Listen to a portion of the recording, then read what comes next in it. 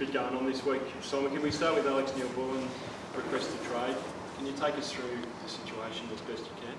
Yeah, look, Alex came to me, 4 weeks ago, to talk about where he was at with his family. It's obviously a very private matter with his situation, but the way he explained it to me and the need to get back to Adelaide for family is something that he expressed, and he's such a wonderful person for our footy club and a much loved person, and given so much to our footy club that we're very open to helping Alex in getting that that request done. He's had such a massive impact on our footy club over a long period of time, and came to our club when we were a pretty average footy team, and has helped build it to a position that's been relatively successful over the last 3 or 4 years. And we want to do best by Alex in this situation. Family is a really important element in life, and we'll go our best about trying to get that deal done for Alex. He's a wonderful person, someone that we treasure, and he said it to us. Said to me and said to the playing group, if he could pick the Melbourne Footy Club up and place it in Adelaide, he'd be playing in the red and blue still, and that's the type of person he is. He's just a wonderful person for our culture, and we respect him so highly. Is he almost irreplaceable the way he is, just obviously on field but off field as well? Yeah, look, he is. He's a very hard person to replace because of his leadership, his ability, what he does for the team from a role perspective.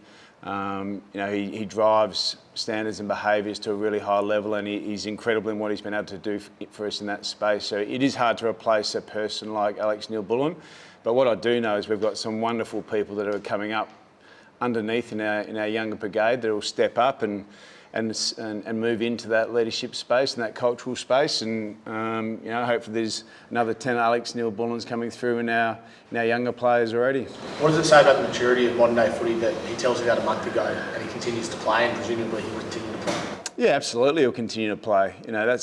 He's such an important person for us, and he wants to enjoy the rest of his time at the Melbourne Footy Club, and we want him to enjoy it. We want him to be able to sing that song again. That's one thing he said. I want to sing the song again in the next couple of weeks. That's the type of person he is. And we'll embrace that. But you're right. Footy has come a long way. There's a maturity in football. That this is part of our industry now. Player movement is increasing all the time, and people can have a huge impact, and people move for different reasons, and sometimes there's a want, sometimes there's just an absolute need, and in this situation it's a need for his family, and we respect that. Gary put out a statement yesterday. What's your thoughts on the discussions that are happening at the footy club? In what regard, Pete? Well, you just said that there were discussions with senior players and staff and coaches about how you can get better. What needs to be done, do you think? Yeah, absolutely. I think, when you've won a lot of games over a period of time in 3 years, and then you miss out on finals, I think everyone sits here uncomfortable with where you sit as a footy team. But one thing there is common within footy clubs is the want to get better. And what we have shown over a period of time is we've got some wonderful people at this footy club who are all aligned in something very similar, and it's about building a really strong competitive footy team. And we'll engage all those people like we do every year. But even more importantly, this year we'll engage whether it's Christian, whether it's Max, whether it's Jack Viney, whether it's staff members. Our senior leaders want as much information as possible to help get ourselves back to where we want to be. We don't want to be missing finals. We want to be a team that's contending, and we play in an incredibly tight competition where you need to get a lot right, and it's so close that you want to maximise everything you can do, and we've got some work to do. The evidence is suggesting we've got work to do. Were you aware of Christian Petracca's frustrations with the club?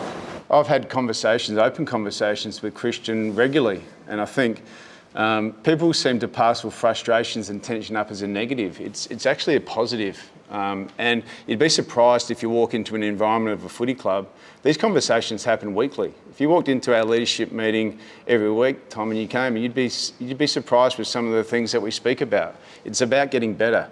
And those conversations have been going on many a day at this footy club because there's a want to get better. Yeah, we'll have those conversations. I'm sure there are frustrations because players want to play finals footy. I want to play finals footy. Our supporters want us to play finals footy, and we're going to go leave no stone unturned in trying to find the best pathway forward in doing that. It is significant though that your best player, or arguably your best player, is feeling that way. How can you ease that tension, or how can you ease those frustrations that you might be feeling? Yeah, look, Christian's had an incredibly traumatic experience, and I think we don't need to underestimate that. He's gone through a really tough time emotionally, in his own words, and had to go away from the game and really think about a lot about getting happy and healthy. And with that, he obviously does a lot of reflecting on football as well. So I'm sure he's got some wonderful ideas about how we can get better.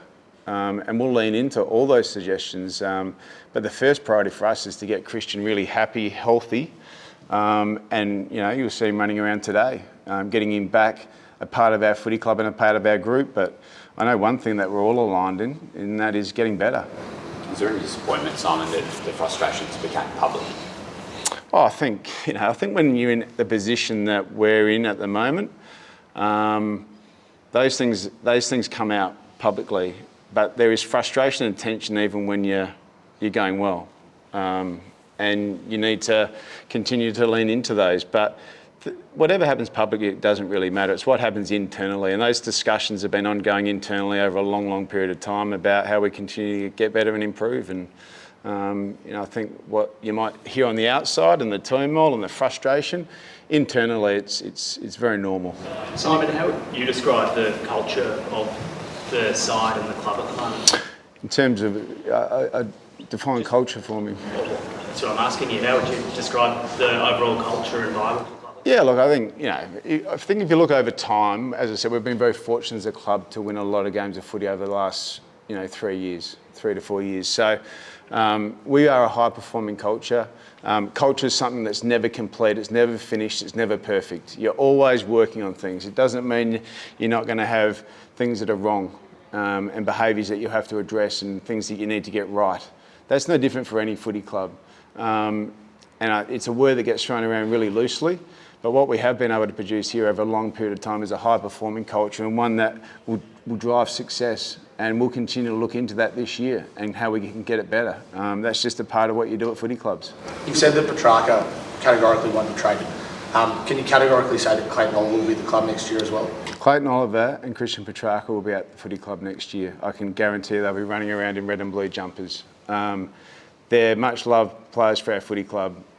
Clayton's a great story in a lot of ways for our club in terms of the challenge that he's gone through and where he's got to as a person throughout this year. And we're really proud of the work that's been done in that space, the care that the club's shown, where he's got to.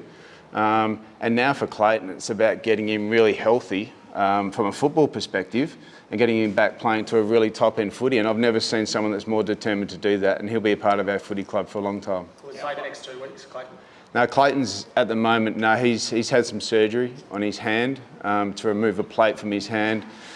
He's also got a PCL that he's dealing with, and post-game he woke up with some sore ribs and he's got a crack in a few of those ribs. So he'll have we've got to get him physically well again.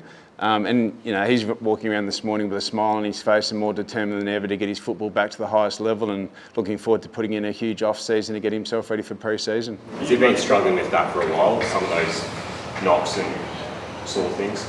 Oh, look, he's had some challenge physically this year. He's had obviously had a plate in his hand for a big part of the year that had to be in there for 12 to 14 weeks to heal. So he's in a really good space. That's now been removed. We'll get that right and we'll get him physically ready to go, and he's going to have an enormous pre-season. Are you much more comfortable with Clayton and where he's at personally and professionally than you were this time last year in terms of attacking the pre-season? Absolutely.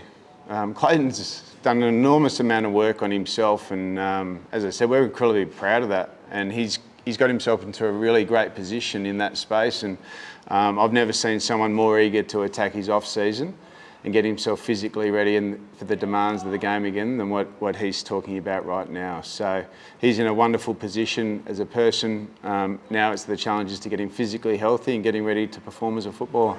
You spoke about frustrations, and I know that they're behind closed doors a lot of these conversations, but can you identify, apart from the results, some of the biggest frustrations this year? Oh, we're not going to go into the details, Pete, of those. We're going to keep them pretty internal. We've got a lot of more conversations to have, once the season finishes. We've still got 2 games to go, and we're going full steam to try and win these 2 games. So we've still got a lot of those discussions to happen post-season with a lot of different people, and we'll get some trends in terms of what we want to fix and how we get better, and our plans to get back, fighting for a top position as quickly as possible. Scoring's obviously been an issue for the club.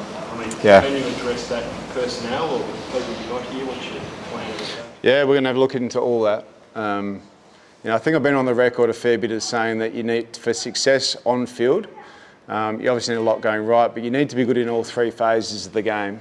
I've been on the record saying that a lot, and we haven't got that part of our game right enough. We need to punish more on the scoreboard, and we need to still remain a very strong, contest-based team, and we understand that we haven't been good in the phases that we need to be good at to get the success we need. So that'll be a big part of our review.